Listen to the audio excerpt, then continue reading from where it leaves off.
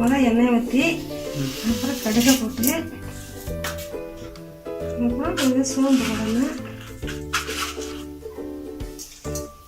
சோம்பு போட்டு முடிச்சோன்னே கருவேப்பிலை,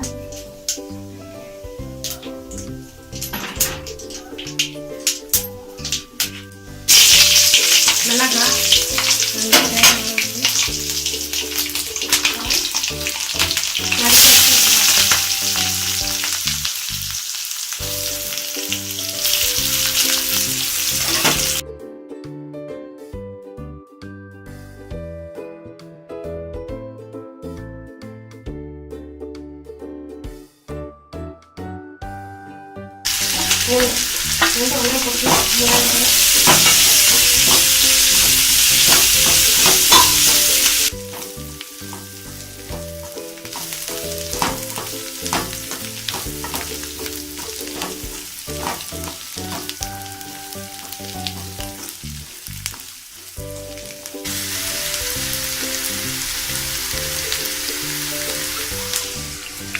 இப்படி கையை விட்டு கரைச்சி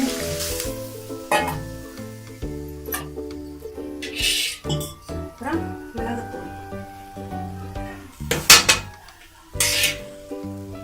மஞ்சள்தூள்,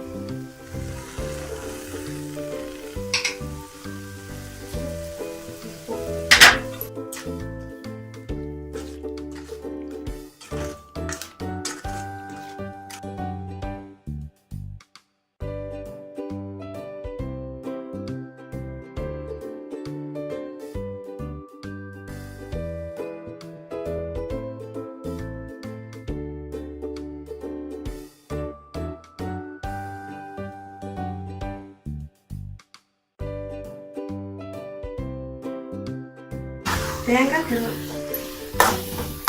திருவல் போட்டு அப்படி கிண்டி விட்டு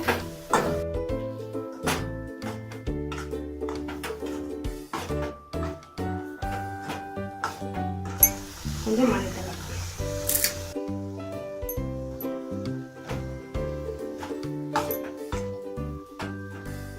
தக்காளி ரெடி.